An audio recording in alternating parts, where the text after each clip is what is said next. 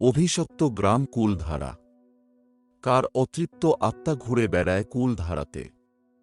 রাজস্থানের একটি ভুতুড়ে গ্রাম হিসেবে পরিচিত কুলধারা গত প্রায় ৩০০ বছর ধরে জনশূন্য অবস্থায় পড়ে আছে। এই গ্রামটি, কার অতৃপ্ত আত্মা ঘুরে বেড়াচ্ছে এখানে? গ্রামের বিস্তীর্ণ এলাকা জুড়ে অসংখ্য ঘরবাড়ি, তবে কোনোটাতেই লোকজনের দেখা নেই।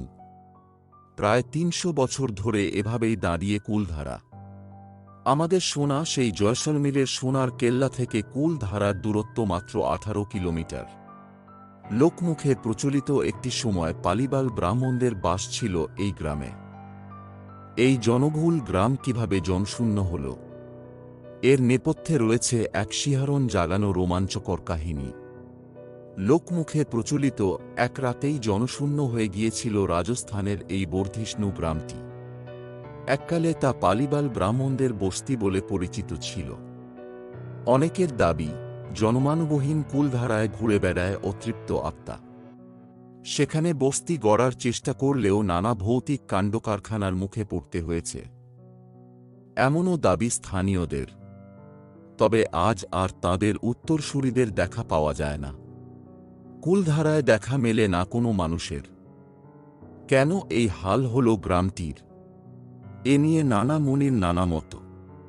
অনেকের মতে, রাজরাজদার যুগে জয়সলমেরের প্রধানমন্ত্রী সালিম সিংহের নজর পড়েছিল গ্রাম প্রধানের মেয়ের দিকে। জোর করে তাঁকে বিয়ে করতে চেয়েছিলেন সালিম।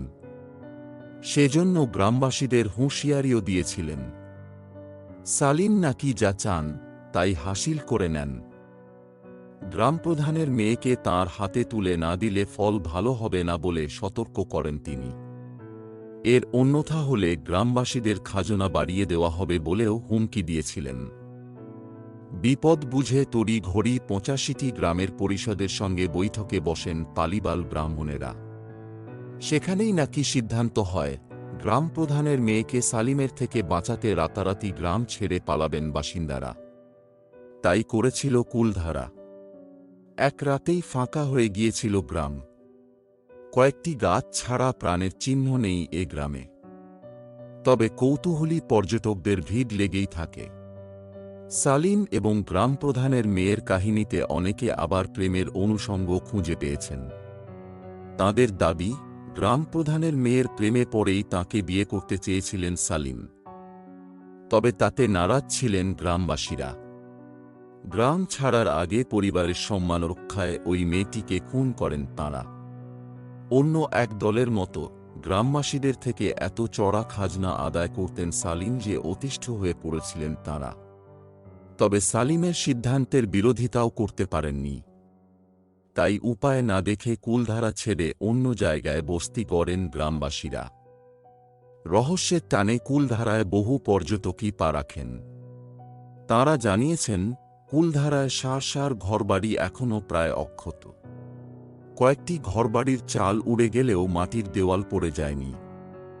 তবে অনেকের সেখানে অস্বস্তিকর অনুভূতি হয়েছে বলে দাবি। স্থানীয়দের দাবি, আজও গ্রাম প্রধানের মেয়ের অতৃপ্ত আত্মা ঘুরে বেড়ায় কুলধারায়। যদিও এ নিয়ে তর্ক আজও অব্যাহত।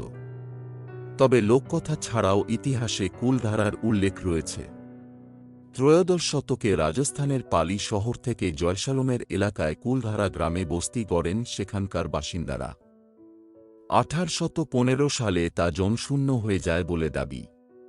১৮৯৯ সালে লক্ষ্মীচন্দ্রের লেখা তারিখি জয়সলমের বইটিতে কুলধারার বিষয়ে নানা তথ্য পাওয়া যায়। তাতে লেখা রয়েছে, এ গ্রামে কড়হান নামে এক পালিবাল ব্রাহ্মণ প্রথম বসবাস করতে শুরু করেছিলেন। মূলত যোধপুরের পালিবাল সম্প্রদায়ের ব্রাহ্মণেরাই এ গ্রামে বসবাস করতেন। কৃষিকাজের পাশাপাশি ব্যবসা বাণিজ্যের মাধ্যমে আয় করতেন তাঁরা। কুলধারায় অন্তত ৪১০টি ঘরবাড়ির প্রায় ভগ্নপ্রায় অবস্থায় রয়েছে। সেই সঙ্গে ৩টি সমাধিক্ষেত্র পাওয়া গিয়েছে। রয়েছে একাধিক কুয়ো।